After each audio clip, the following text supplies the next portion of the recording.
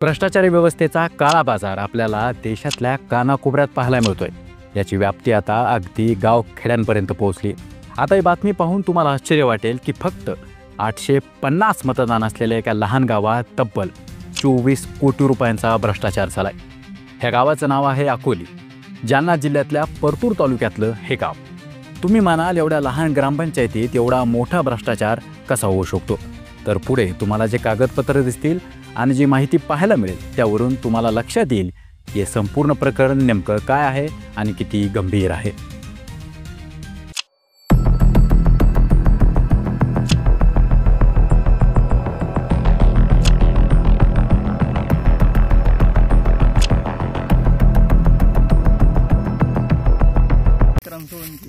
राहणार अकोली, तालुका परतूर, जिल्हा जालना येथील रहिवासी असून माझा गट नंबर 112 येथील माझा गट नंबर 112 वर शेततळ योजना ऑनलाईन आहे, पण ते प्रत्यक्षात माझ्या रानामध्ये नाही आणि त्याच्यावर पैसे उचलण्यात आलेले आहेत आणि ते पैसे उचलण्यामध्ये माझा काही एक सहभाग नाही आणि ते पैसे उचलण्यामध्ये माझ्या मास्टरला नावही नाही आणि कधी उचलले ते मला माहितीही नाही।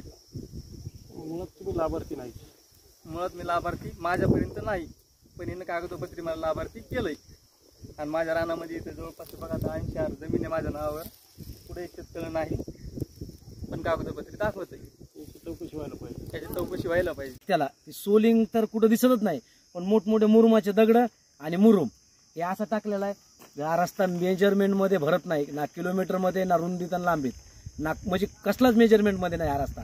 आणि सगळे संगमत ग्रामसेवक, रोजगार सेवक, सरपंच आणि अधिकारी, संबंधित अधिकारी यांच्या सगळ्या संगमताने 25 लाख रुपये रस्त्याचे उचलण्यात आलेले आणि पूर्ण बोगस दर्जाचा रस्ता आहे।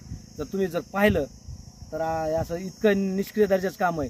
तर माझी शासनाला एक विनंती, आम्ही जे तुम्हाला आता लोक अर्ज केलेत, तुम्ही जी आम्हाला समिती नेमून दिली अर्जाची, तर तुम्ही या हे बघा, त्यावेळेस तुम्हाला कळन की खरोखरच यांनी इतका मोठा भ्रष्टाचार केलेला आहे की त्यावेळेस कळन शासन हे कशामुळे गप्प बसतंय। काही सगळे अधिकारी, जिल्हा परिषद अधिकारी, कलेक्टर, तहसील हे सगळे याच्यात मॅनेज आहे की असा जर प्रकार असन तर मग आम्ही न्याय कोणाला मागायचा? बोगस शेततळे, बोगस विहिरी, बोगस रस्ते असा सगळा भ्रष्ट कारभार या गावात आता उघड झालाय। सर नेमके काय आंदोलन केलं सर तुम्ही आता? सर मी सिद्धेश्वर पांडुरंग सोळंके, राहणार अकोली, तालुका परतूर, जिल्हा जालना। आम्ही 3/3/2025 रोजी या भ्रष्टाचाराची चौकशी करण्यात यावं याच्यासाठी एक निवेदन दिलं।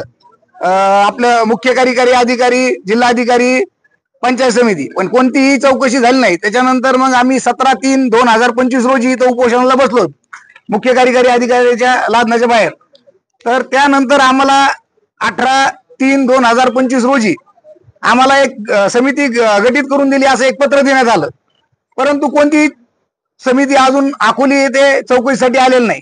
अकोली येथे मोठ्या प्रमाणात भ्रष्टाचार झालेला आहे। 24 कोटीचे काम जवळपास झालेले आहेत। अकोलीमध्ये पांधन रस्ते झालेत एकदम निष्क्रिय दर्जाचे आणि एक पांधन रस्ता एकीकडून नाव वेगळं, एकीकडून नाव वेगळं असं एका पांधन रस्त्यावर डबल बिल उचलण्यात आलेलं आहे। आणि 95/5चे कामं झालेलेच नाहीत। दलित वस्तीचे कामं झाले ते दाखवून बिल उचललं, जनसुविधाचं काम झालं ते दाखवून 95/5चं बिल उचललं, धनगर वस्तीचं काम दाखवून त्याच्यावर 95/5चं बिल उचललं आणि जे नाला सरळीकरण ते तर कागदावर झालेलं आहे। लाखो रुपये शासनाचे आमच्या ग्रामपंचायतनी लुटून घेतलेले आहेत। कोणत्याही प्रकारचं करोडो रुपयाचा भ्रष्टाचार आहे। 15 वित्त आयोग मधून तर आतापर्यंत कोणतं कामच झालेलं नाही। त्याचे फक्त बिल जोडणे आणि बिल उचलून घेणे। वित्त परत परतूर पंचायत समितीचा शेष भरपूर प्रमाणात अकोलीत टाकून त्याचे पैसे न काम करता उचलून घेतलेले आहेत। आमची मागणी एवढीच आहे की याची योग्य ती प्रमाणात चौकशी करण्यात यावं आणि त्याच्यावर योग्य ती कारवाई करून अहवाल देऊन चौकशी करण्यात यावं। परंतु वारंवार आम्ही जवळपास 2022 पासून तक्रारी करतो, आमच्याकडे पूर्ण रिसूट आहेत, पण कुठलीही चौकशी होत नाही, कोणतंही बंधन लागत नाही, फुलटू बिल उचलणं चालू आहे।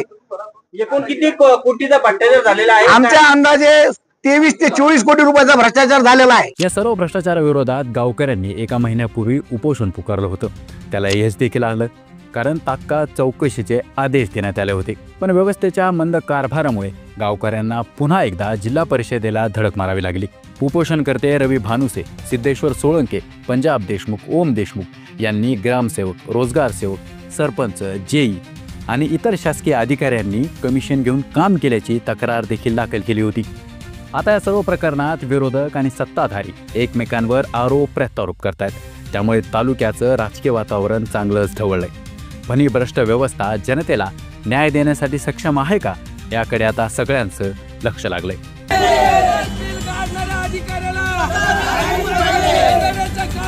अधिकाऱ्याला